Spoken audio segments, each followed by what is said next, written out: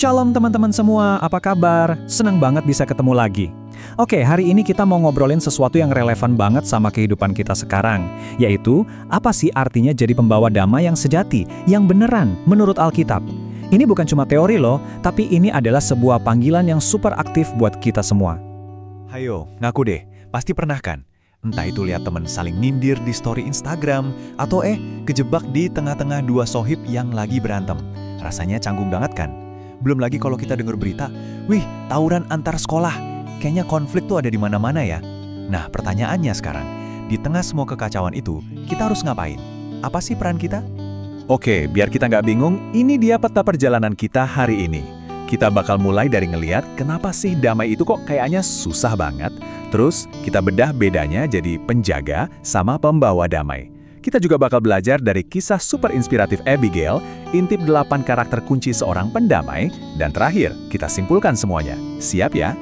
Yuk, kita masuk ke bagian pertama. Pernah nggak sih kamu mikir, kenapa ya perdamaian itu rasanya jauh banget?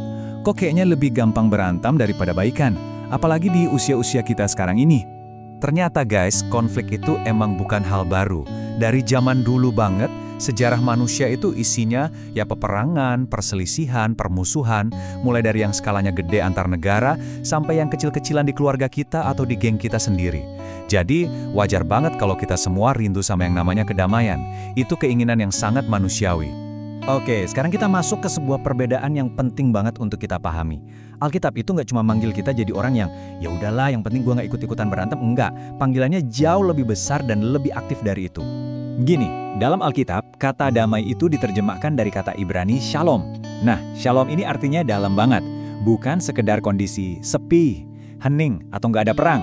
Shalom itu artinya kondisi sejahtera yang utuh, sebuah keutuhan, harmoni, dan ketenangan yang meliputi semua aspek hidup kita.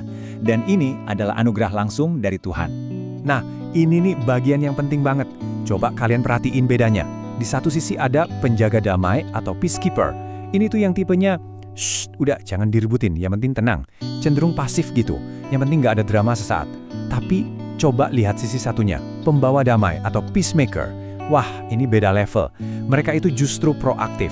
Mereka berani turun gunung, masuk ke tengah masalah. Buat apa? Buat memperbaiki hubungan yang rusak, buat menciptakan harmoni yang beneran, yang awet. Nah, panggilan kita sebagai anak Tuhan tuh yang ini. Dan ini bukan kata saya loh, tapi Yesus sendiri yang bilang. Di khotbah di bukit, dia bilang, berbahagialah orang yang membawa damai. Kenapa? Karena perbuatan mereka itu nunjukin karakter Bapak kita di surga. Jadi, menjadi pembawa damai itu bukan pilihan, tapi itu adalah bagian dari DNA kita sebagai anak-anak Allah. Terus, contoh konkretnya gimana sih jadi pembawa damai itu? Nah, Alkitab ngasih kita sebuah kisah yang luar biasa di Perjanjian Lama.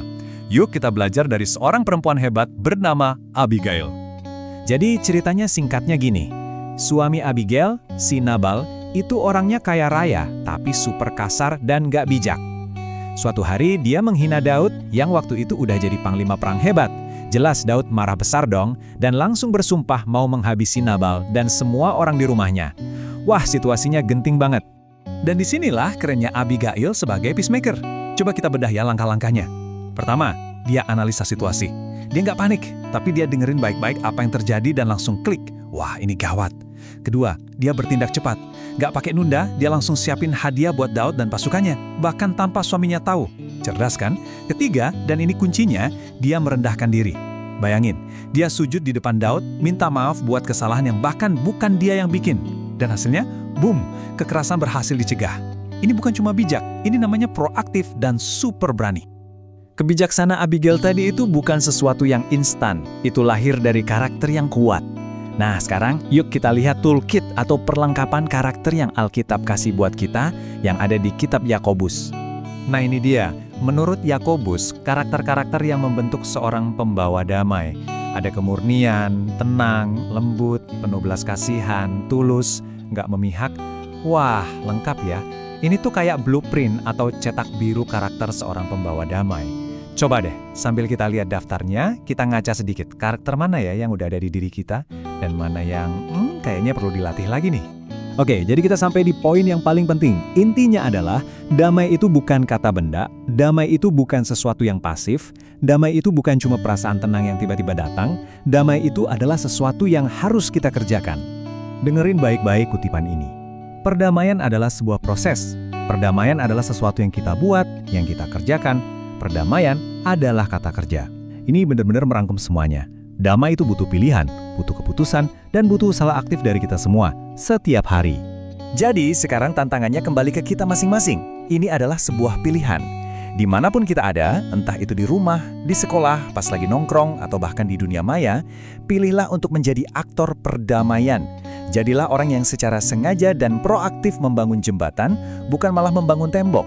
Sebagai penutup, aku mau kasih satu pertanyaan buat kita renungkan bareng-bareng. Coba deh kamu pikirin baik-baik, di area mana dalam hidupmu, kamu bisa mulai jadi pembawa damai yang aktif, bukan cuma penjaga damai yang pasif, mulai minggu ini. Mungkin dengan coba mendamaikan dua teman yang lagi musuhan, atau sesederhana tidak ikut menyebarkan gosip. Apapun itu, mulailah dari yang kecil. Tuhan Yesus memberkati kita semua, amin.